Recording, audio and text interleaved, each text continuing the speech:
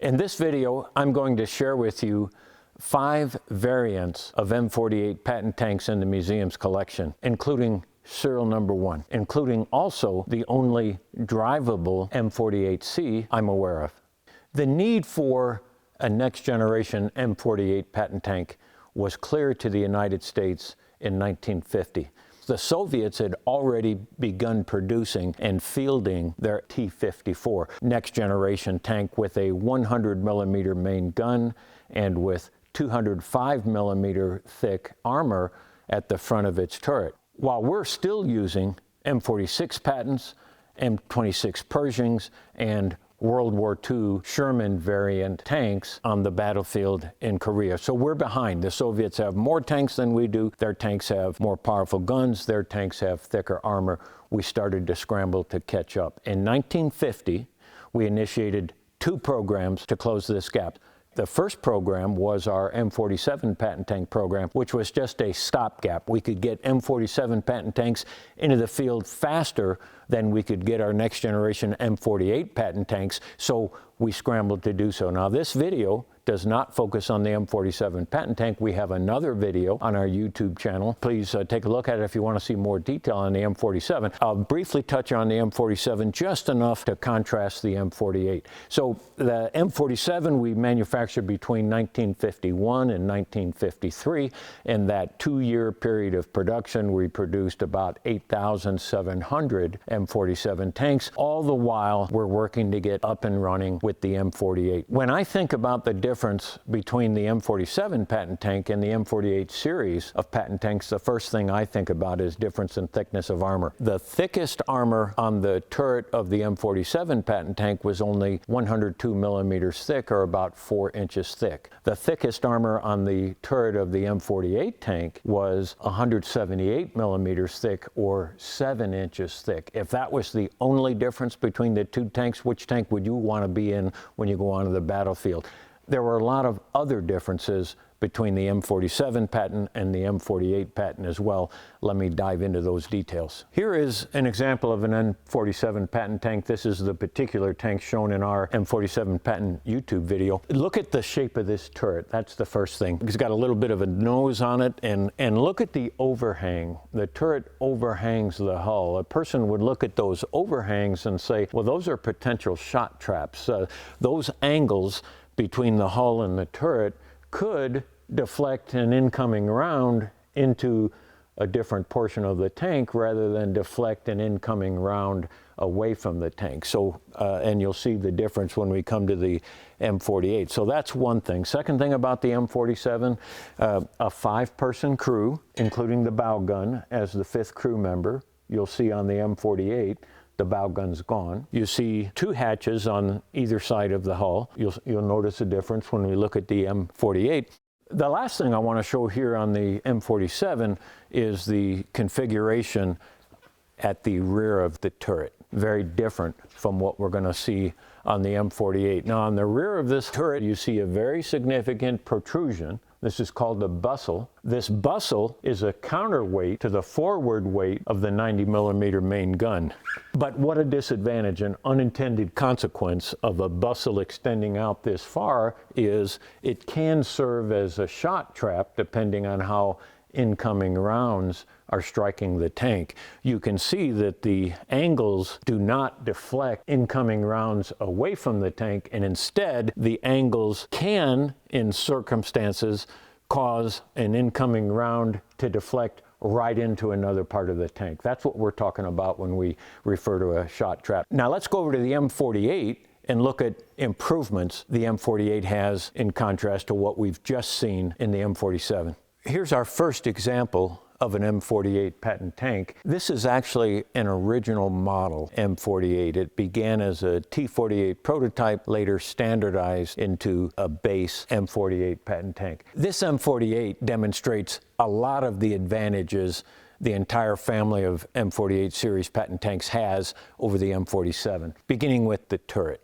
The turret is lower profile on the M48 than on the M47. The entire tank presents less of a target. The turret sits on a bigger turret ring with the foresight that this turret could manage not only the existing 90mm gun, but that it also would be able to manage a higher caliber gun, a 105mm gun, during the life of the M48 Patton tanks. As I mentioned, there are several inches, tens of millimeters additional thickness of armor at the front of the turret.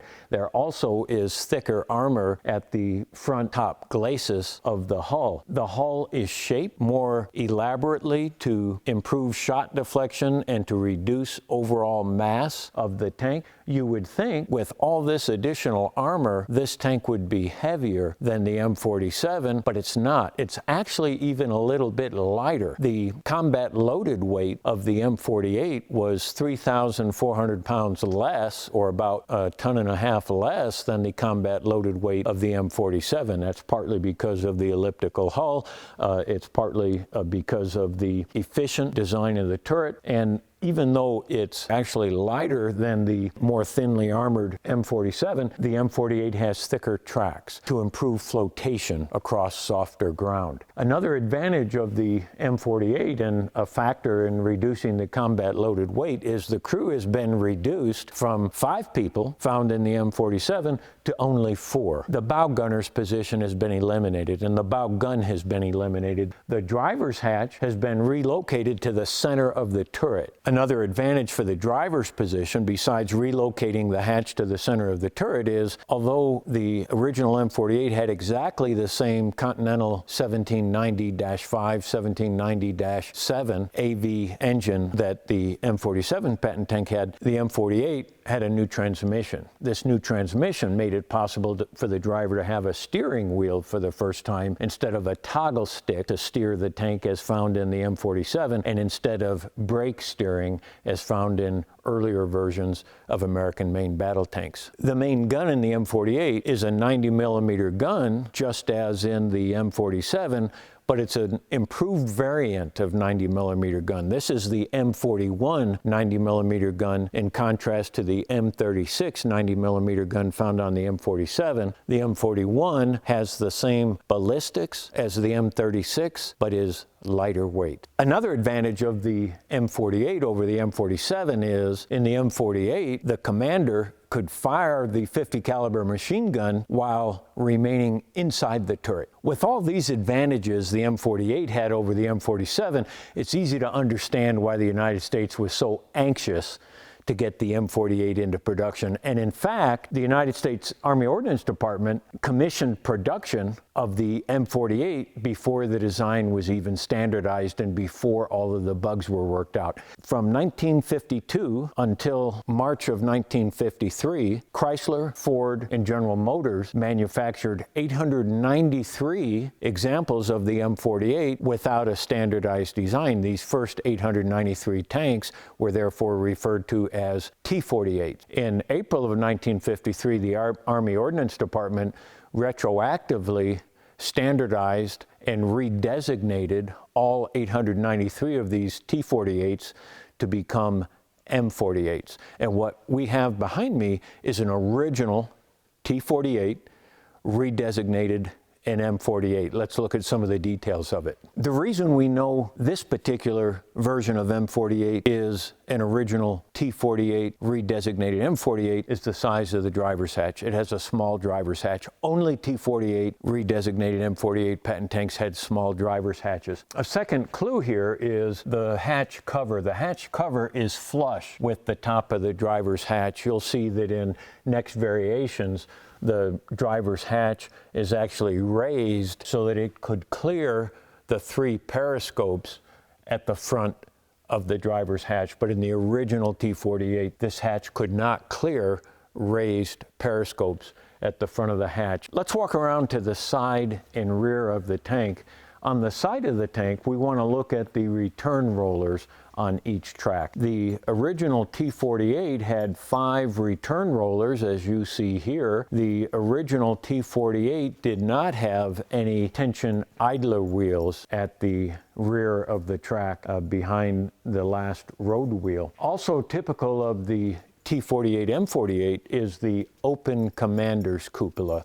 You'll see later that an improvement to the commander's cupola came to be the M1 enclosed commander's cupola, but that's not present on the original T48s. As we come around to the rear of the tank, you see the characteristic top deck exhaust for the engine. You'll see in later versions, we'll see a rear exhaust, but in the original T48, a top deck exhaust. So the good news is, rushing into production, here we are at the point where the T48 is standardized. We already have 893 production versions. The bad news is they were all defective. Let's go through the defects. The first thing is 120 of these original 893 T48s had defective hulls. The casts were ballistically defective. These then were redesignated. Here they'd already been designated T48s, redesignated M48s. Once we discovered that 120 of them had defective hulls, we redesignated those 120 to M48C variants. These were all kept stateside. These were all reserved for limited training purposes. Another defect in the original T48 was an unintended consequence of the top deck exhaust. All the heat from the engine is going right out the top. When the turret is reversed in travel mode and the main gun is locked to the travel lock, this heat exhausting right into the travel lock and gun had the unintended consequences, sometimes binding the lock and the gun together. And even when they didn't bind the lock and the gun together, the gun and the lock were too hot to handle without asbestos gloves. Another defect was, although the commander could fire the 50 caliber machine gun from inside the turret, the commander couldn't reload the 50 caliber machine gun without standing up in the open hatch. Another major issue with the T48 is the engine compartment only had room for fuel tanks holding 200 gallons of fuel, which limited the driving range to only 70 miles in ideal driving conditions. The T48 had automotive issues as well. The deficiencies in the M48 T48 tanks that made these first 893 tanks not suitable for combat were addressed in the first batch of improvements, the next variant of M48 tank, the M48A1, that we'll look at next. We're outside the museum at the driveway entrance where we have our M48A1. This is a good example of a standard design M48A1. It has the large driver's hatch, it has the M1 commander's cupola, it has exhaust deflectors, 5 return rollers, a tension idler wheel toward the rear of each track. The first improvement over the M48 that we saw back at the restoration shop is this engine exhaust deflector. So here you can see, rather than have the travel lock with the gun having the heat exhaust right into it as on the M48, now these deflectors direct the heat away from the main gun and the travel lock. A meaningful improvement in a combat environment. The second major improvement here is the commander's cupola. At the M48 back at the shop, we saw a Chrysler open cupola that permitted the tank commander to fire the machine gun from inside the turret but not reload the machine gun from inside the turret. That's been improved now, mitigated with this M1 fully enclosed cupola. The commander can now reload the 50 caliber machine gun as well as fire it while inside the turret. The third characteristic that tells us this is an M48A1, not an M48, is the driver's hatch. It has a large driver's hatch, several inches larger than that hatch on the M48, and in addition, instead of having the hatch open flush where it would knock into the periscopes outside the hatch rises, and you can see the risers that the hatch rests on after it opens, clearing the raised periscopes. We're in our restoration shop. You may hear noise in the background. That's just typical. This is a working environment in a restoration shop, but that's where our M48A2 is located. So we've come in to talk about the details here. Now, this particular M48A2 is in pieces. Some of you will recognize this as the exact M48A2 that we showed in an earlier YouTube video regarding the Armored Vehicle Launched Bridge, or the M48 AVLB. You saw this in action in that video. After we shot that video, we brought the tank here into the shop to refurbish it. It is in the process of being refurbished. That's why you see it in parts. The proper M48A2 would have a turret on it. That turret's been removed, replaced by the Armored Vehicle Launched Bridge apparatus, but for purposes of our video, that difference on top of the chassis is irrelevant. It's the chassis that we want to look at. There are two major visual clues to tell you that you're looking at an M48A2. One of them is the 5 return rollers found on the T48 and on the M48A1 have been modified. We now have only 3 return rollers. This was part of an overall upgrade on the robustness of the suspension system used in the M48A2 versus the suspension system in the M48A1. There are other differences as well in the suspension system. The other visual difference is obvious as we get around to the rear of the tank.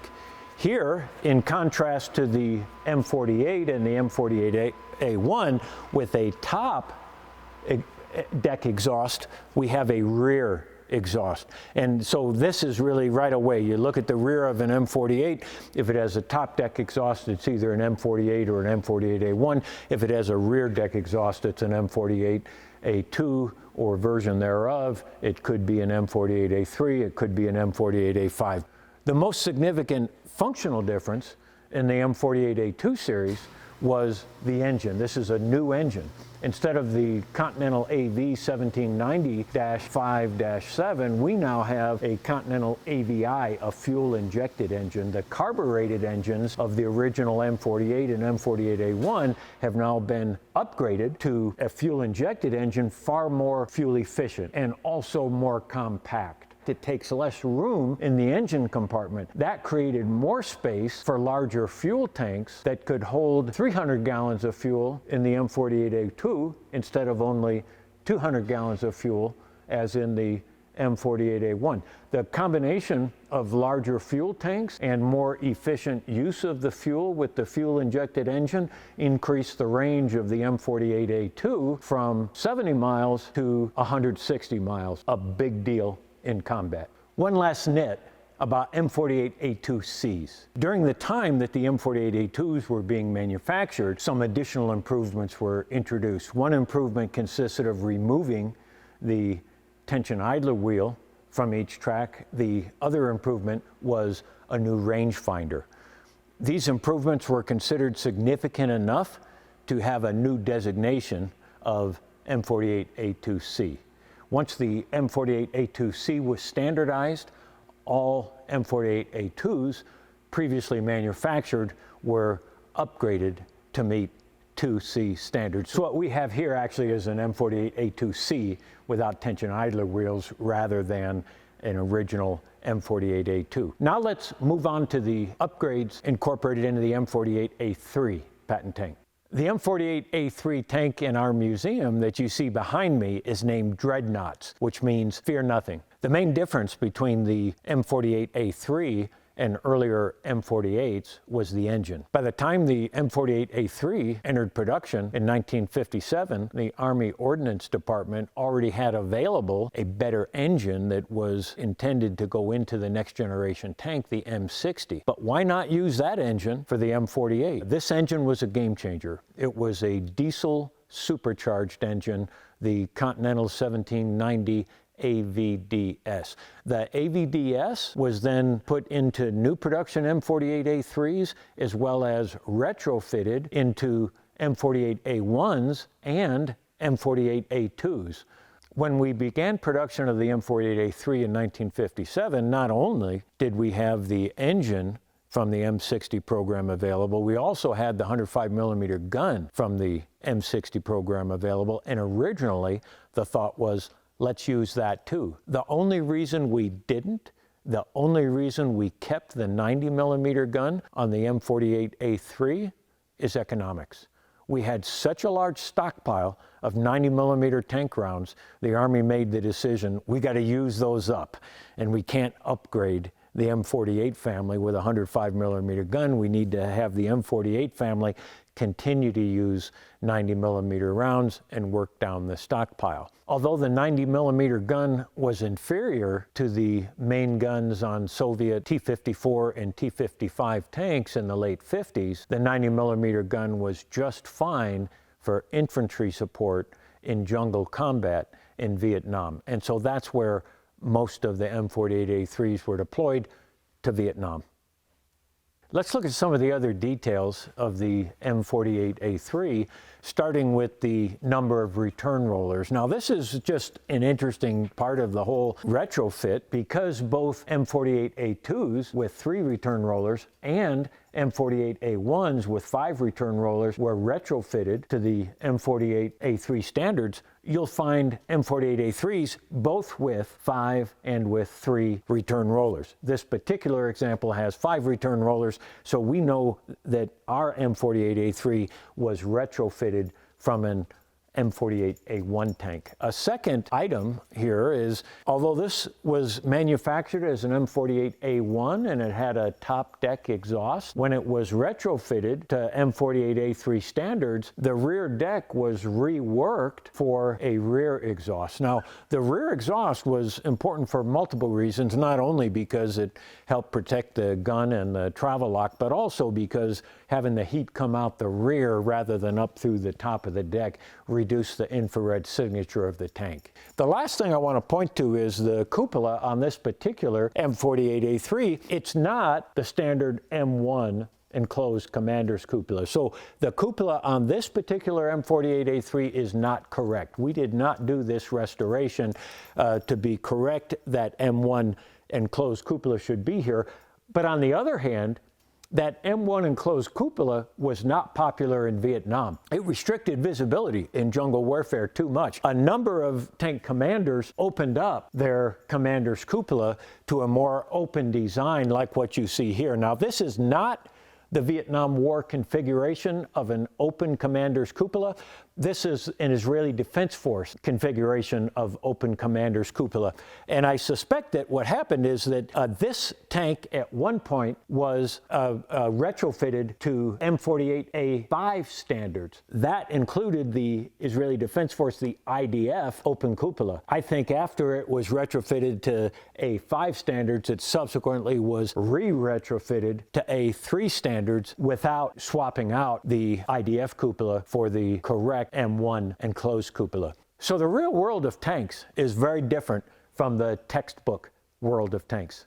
Here inside the Vietnam War gallery is our 5th and final example of the M48 series Patton tanks. Now, since this is in our Vietnam War gallery, in fact, it's in our display for the Battle of the City of Hue in January, February 1968 during the 68 Tet Offensive, this should be an M48A3, but it's not. Look at the engine exhaust. It's a top deck exhaust, not a rear exhaust. Every M48A3, whether it was original production or retrofitted from an M48A1, had a rear exhaust, not a top exhaust. So what do we have here? Well, it looks like we have an M48A1. Well, let's look at the details. This tank has the M1 enclosed commander's cupola that is correct for an M48A1. This tank has 5 return rollers, which are correct for an M48A1. This tank has tension idler wheels that are correct for an M48A1. As we go around to the front of the tank, we see that this tank has the large driver's hatch with the hatch cover that elevates to clear raised periscopes, which is correct for an M48A1. But in spite of all of those clues that we have an M48A1,